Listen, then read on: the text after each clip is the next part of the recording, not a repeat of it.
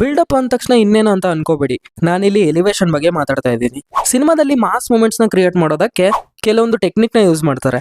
And ಅದು Robert ಸಿನಿಮಾದಲ್ಲಿ ಇದೆ, KGF ಅಲ್ಲಿ ಇದೆ, ಉಗ್ರಂ, ಮ್ಯಾಕ್ಸ್, ಹೀಗೆ ಎಲ್ಲಾ ಮಾಸ್ ಸಿನಿಮಾದಲ್ಲೂ ಇರ್ತವೆ. ಬಟ್ ವಿಡಿಯೋದಲ್ಲಿ ಏನ್ ಹೇಳ್ತೀಯ ಗುರು, ಅದನ್ನು ಹೇಳು ಅಂದ್ರೆ, for example Robert interval fight scene ಯಾಕಷ್ಟು ಹೈ ಕೊಡ್ತು, KGF ಸಿನಿಮಾದಲ್ಲಿ ಪೆಟ್ರೋಲ್ ಸೀನ್ ಆಗಿರ್ಲಿ, ಈ ವಿಚಾರಗಳ ಬಗ್ಗೆ ಈ ವಿಡಿಯೋದಲ್ಲಿ ಮಾತಾಡೋಣ. Number 1, Robert cinema. ಈ ಸಿನಿಮಾದ ಫಸ್ಟ್ ಹಾಫ್ ಅಲ್ಲಿ ದರ್ಶನ್ ಅವರ ರಿಯಲ್ ಐಡೆಂಟಿಟಿ ಯಾರಿಗೂ ಗೊತ್ತಿರಲ್ಲ, ಬಟ್ ನೋಡೋ ಆಡಿಯನ್ಸ್ಗೆ ಗೊತ್ತಿರುತ್ತೆ.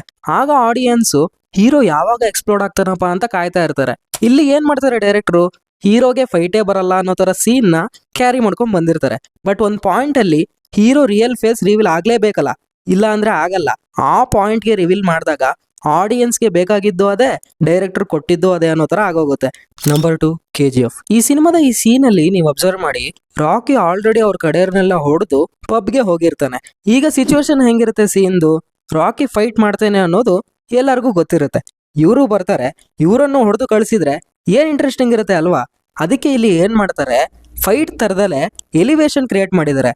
ಹೀರೋ ಕೈಯಲ್ಲಿ ಈಗ ಏನೂ ಆಗಲ್ಲ ಅನ್ನೋ ತರ ಸೀನ್ ಕ್ರಿಯೇಟ್ ಮಾಡಿ, ಹೀರೋ ಏನೋ ಮಾಡ್ತಾನೆ ಈಗ ಅನ್ನೋ ಒಪಿನಿಯನ್ ನ ಆಡಿಯನ್ಸ್ ಅಲ್ಲಿ ಕ್ರಿಯೇಟ್ ಮಾಡಿ, ಪೆಟ್ರೋಲ್ ಹಾಕಿ ಕೈಯಲ್ಲಿ ಬೆಂಕಿ ಕಟ್ಟಿ ಹಿಡ್ಕೊಂಡು ಬಂದ್ರೂ ಸೀನ್ ನೆಕ್ಸ್ಟ್ ಲೆವೆಲ್ ಹೈ ಅಲ್ಲಿ ಇರುತ್ತೆ.